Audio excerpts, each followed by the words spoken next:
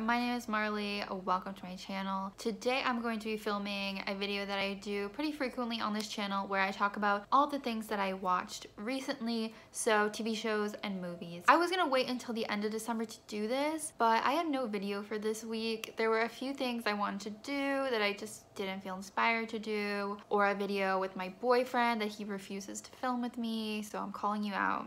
But anyway, so I just thought I'll talk about the things that I watched in November and the beginning of December. Give you my recommendations. As always, I'm going to separate this into two sections kind of. So it's like the things that I do recommend and the things that I don't. So this time, let's start out with the things that I would recommend for you, beginning with TV shows. I watched the latest season of Dynasty. It was the 4th season, I believe. And basically this is a rich person drama show. It is about this family that is very well off. It's kind of like a soap opera. I actually think it is based off of a soap opera or like a previous show. It's like a reboot or something. It's basically like all this ridiculous drama that like only rich people would have, like super unrealistic, but it's so fun. I feel like in the beginning it started out being more dramatic, and as the show has kind of evolved and figured itself out, it's actually become really funny. The main girl, I don't know what her,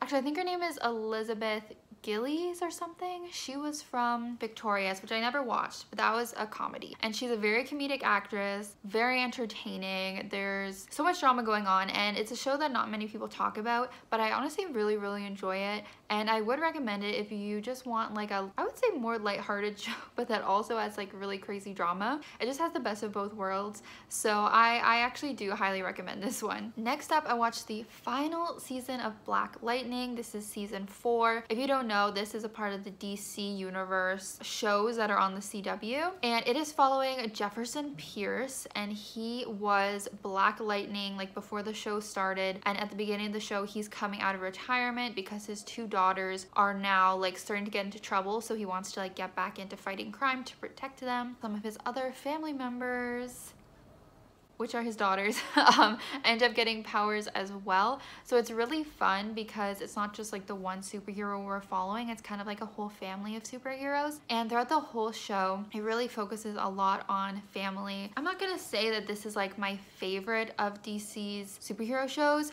but it's definitely not my least favorite. Like, it's a pretty solid show that stays pretty consistent throughout the entire show. I don't feel like the quality ever really dips. And I like that it does stay pretty rooted to the Pierce family throughout the whole show. The daughters are definitely the best part about it, and Khalil. But yeah, this has some pretty solid stuff going on. The season 4 was also pretty good. It got kind of crazy. The ending was like a little bit lackluster, but I think that's because they thought they were gonna have a spin-off show after, so they kind of left it in a, you know, in a certain way. But yeah, if you're into superhero shows, this is one that you'd probably like. Speaking of superhero shows, I'm not sure, I might have touched on this show already in one of my other what I watched videos, but I finished Stargirl season 2. I do feel like I talk about this show constantly, so I'll make it quick, but this is my favorite superhero show, I think, of all time. I really enjoy it. It is about this teenage girl named Courtney who ends up finding Starman's staff. So Starman was a part of the Justice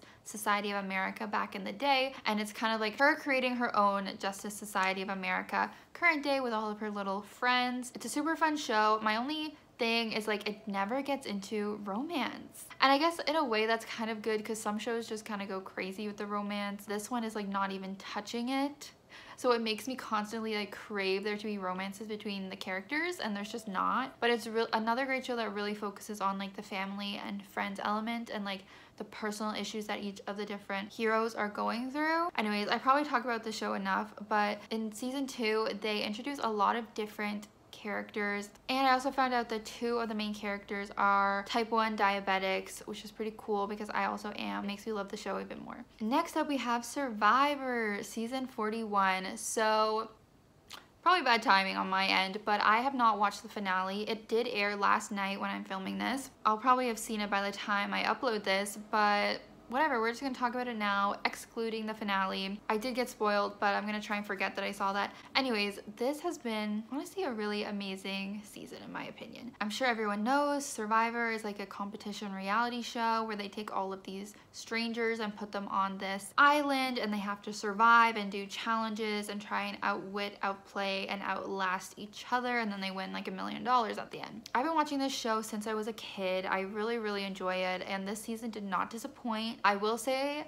that the producers did introduce like way too many twists in my opinion. That's like the main feedback everyone's saying. I agree, it was kind of a lot, and a lot of them were like kind of dumb. But I think what really made this show great this season was the cast. Like, this cast didn't need any crazy twists necessarily. There were points where I was like, wait, people are getting voted out? Like, I don't want any of these cast members to be leaving. Like, I really have enjoyed pretty much everyone.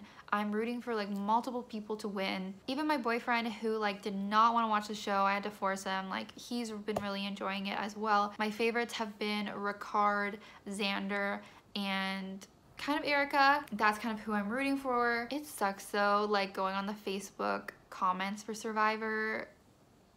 Maybe I shouldn't talk about that too much, but it's just so annoying. Like, old people that are like hating on the new things that are going on or think it's so woke.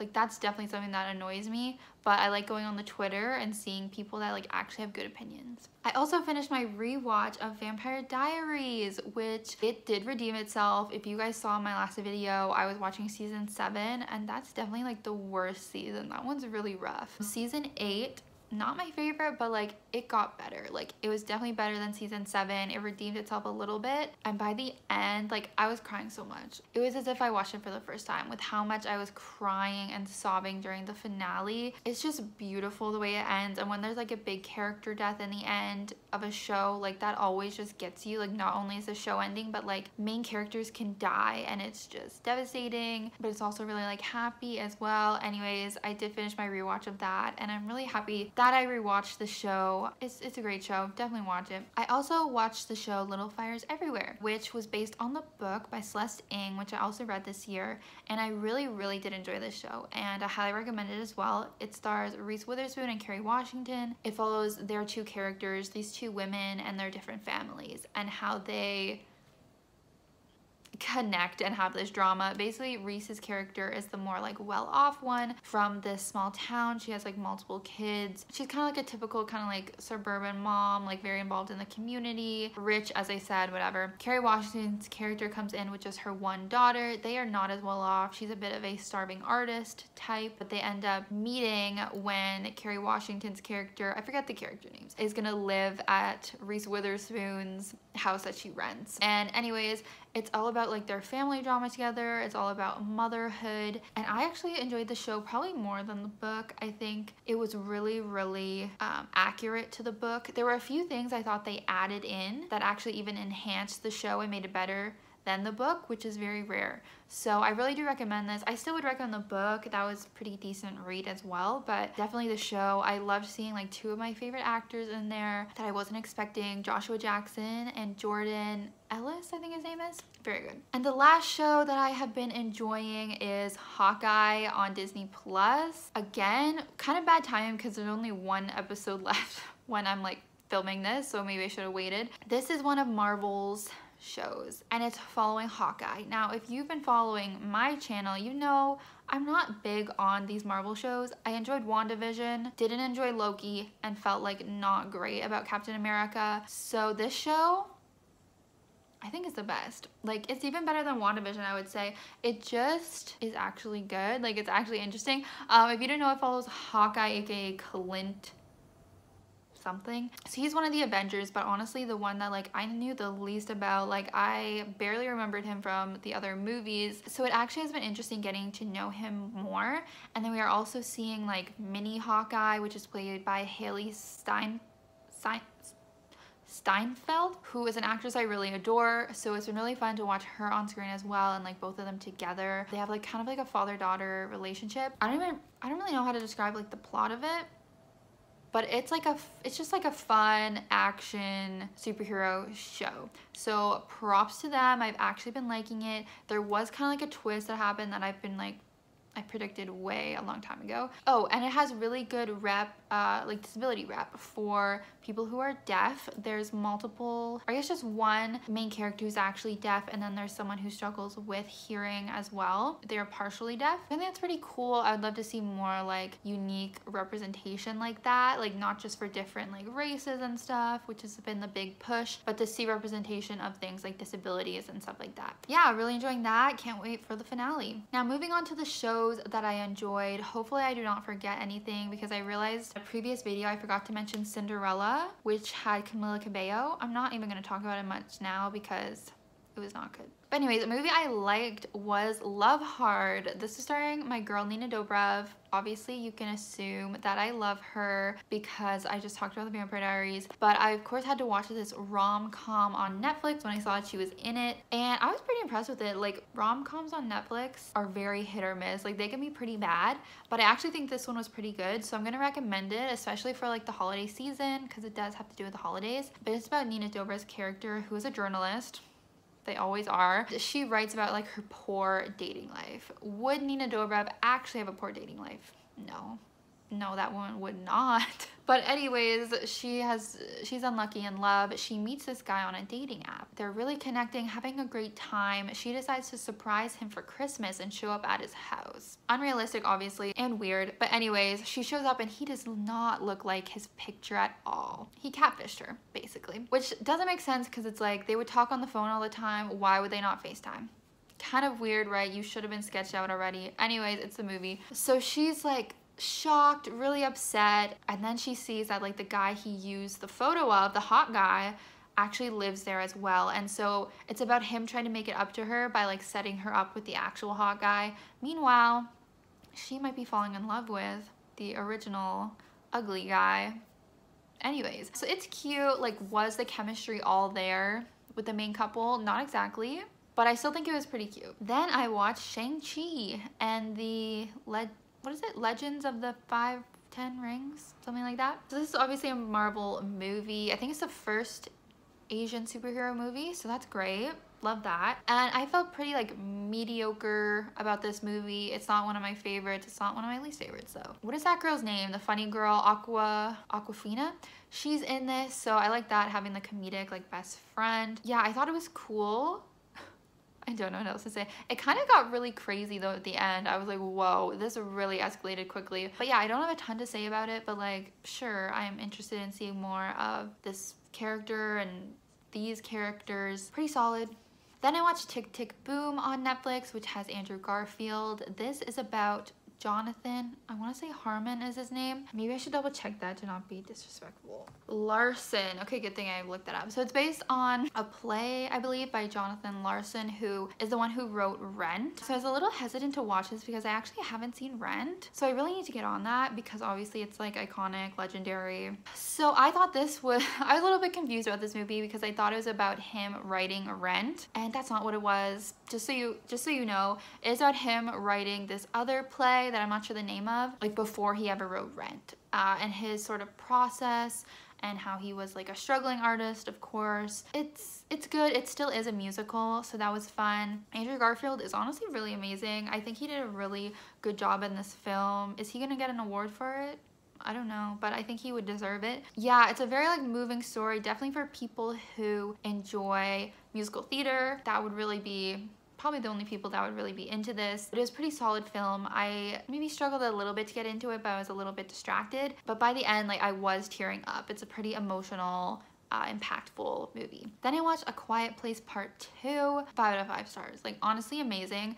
I feel like I heard that 2 was not as good as the first one, but I still loved it. Maybe it's because my expectations were lowered from that. I think it was, I don't know if I would say just as good, but like a very, very solid movie. If you guys don't know, A Quiet Place is about this family that lives in this post-apocalyptic world, I guess, where there are these monsters that will attack you and kill you if you make too much noise. So in the first movie, we are following the family dealing with that. There's some tragedy that happens, and the second one is kind of like the aftermath of it, and this family continuing to survive and find ways to survive and everything. And the characters are just so great in this. Like, you really grow to love these characters.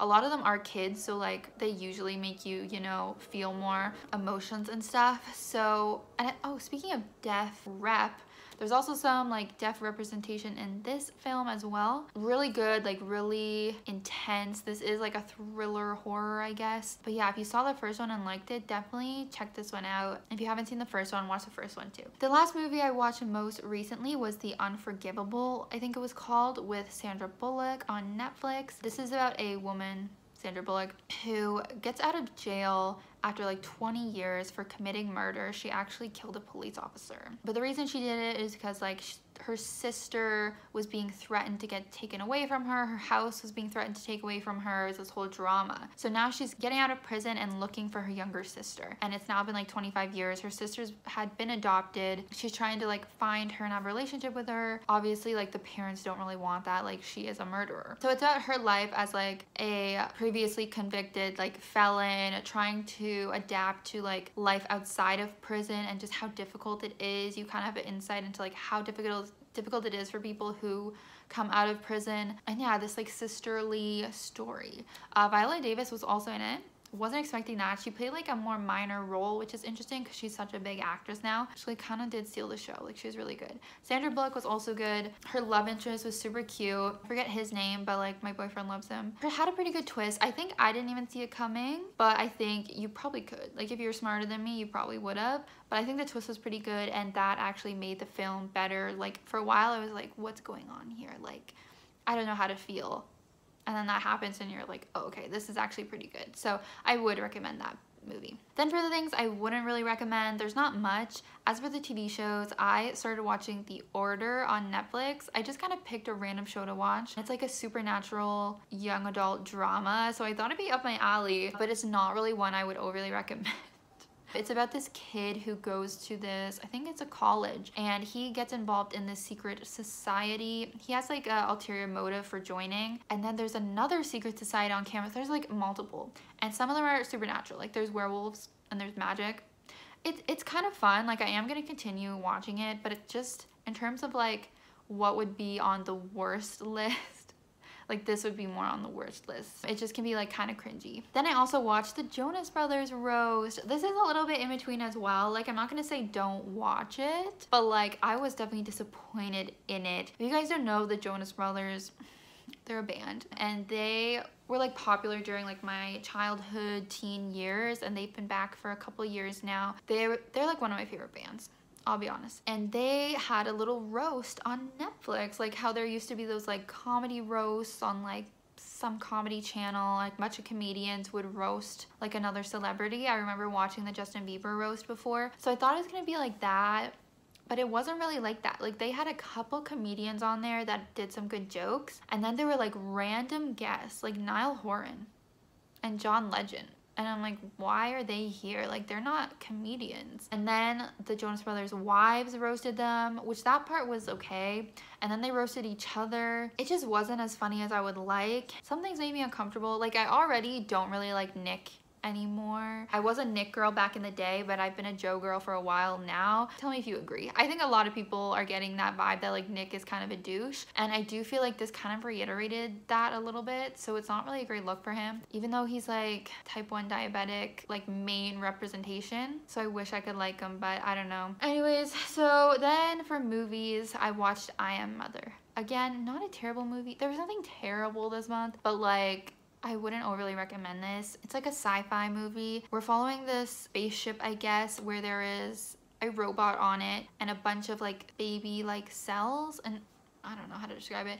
And like, she decides to have the one baby like grow up, and she raises her. So it's just the monster. So it's just a robot and this girl being raised by this robot on the ship. And she says like, oh, you can't go outside, like the air is polluted, blah, blah, blah. So she's just raising her to be like a very smart kid. And then all of a sudden this woman, Hilary Swank, shows up and she's like, let me in, like save me. And so this girl's like, what? There are other people out there? Like, has this robot who's her mother been lying to her whole life? And then it's this whole thing. I feel like this movie is pretty long, drawn out. I kind of wish there was more to it. I feel like it's something I've seen before of like AI and like robots like turning against us. It's that whole premise, and like I wouldn't overly recommend it unless you're like really into like space and robots and you want to watch like every movie that has them. Anyway, so I think that's pretty much everything I've watched in the last month and a half. As always, let me know your thoughts if you have any. But basically, yeah, I recommend all those things at the beginning, and I don't really recommend the things I just recently